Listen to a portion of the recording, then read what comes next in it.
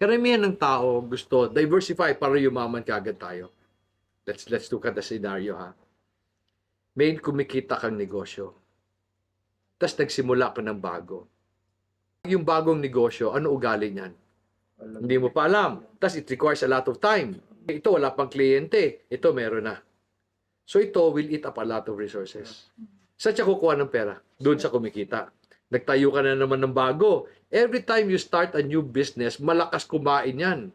Para yan yung tanim. Ang tanim, malakas yung kumain. Pero matagal siya mag-build up sa sarili niya. Marami siyang kakainin para lumaki. So kumikita, hindi kumikita. So ano nangyari sa kita mo? Papatayin niya yung kumikita. Hindi masama mag-diversify. It is not wrong. However, I will tell you the proper way of diversification. Narinig nyo na yung tindahan noon sa Manila, a Uniwide warehouse store. Narinig nyo yan? Yes. Were they good? They were good. They were amazing. In fact, sila nag-set ng trend yung mga warehouse supermarket. Di ba sila yan? Ang dami. Ano nangyari dyan? Bakit nawala? Nag-diversify. Nung feeling lang magaling na sila, nagtayo sila ng real estate, narinig ko nagtayo ng eskwelahan, nagtayo ng ganito. Saan galing yung pera? Sa Uniwide. Doon sa kumikita. So, anong ginawa? Pinatay nito yung kumikita. Now, sabi ko sa inyo, hindi masama mag-diversify. What is the proper way of diversification? SM. Nanong SM? Ang daming pera ng mall. Yung mall parati cash ng cash ang kita noon. Cash yun. Di ba? Okay, yung red cash, tapos meron pa silang 5%. Dati wala silang bangko.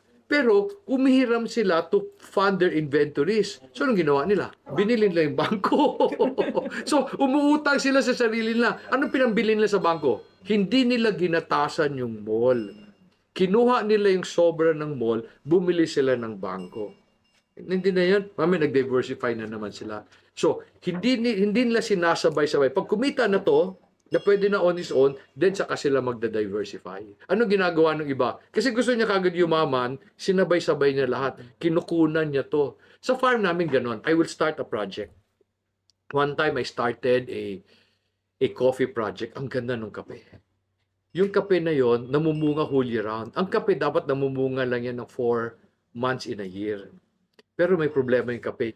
Pag namunga na, dudukutin mo pa sa ilalim yung hinog, ito green pa.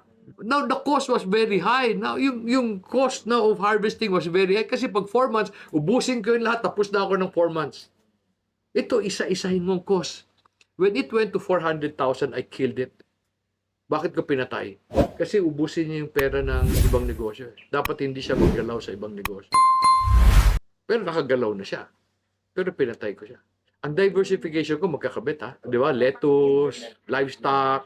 You will not see me open, for example, a gas station. Kasi magkaiba eh. And then, bago na naman yan na learning. Tas tao pa. For example, may project ako ng mais. Kukuha ako ng pera galing sa babuyan, lagay ko sa mais. Pag kumita yung mais, ilabalik ko yung pera, ito dapat lumaki on its own. Ang style namin, naka-envelope kami doon. Pera ng mais yan. So, dapat yung mais lumaki on its own.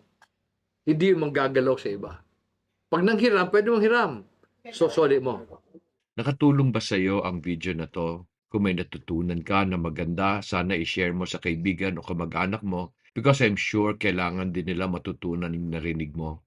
However, I'd like to ask you a small favor. Gusto ko sana mag-subscribe ka and i-click yung like button because if you do so, the algorithm of YouTube will share this video to other people and so mas marami tayong matulungan. Sana you will also enjoy my other videos. I hope together we can walk this journey to fruitfulness.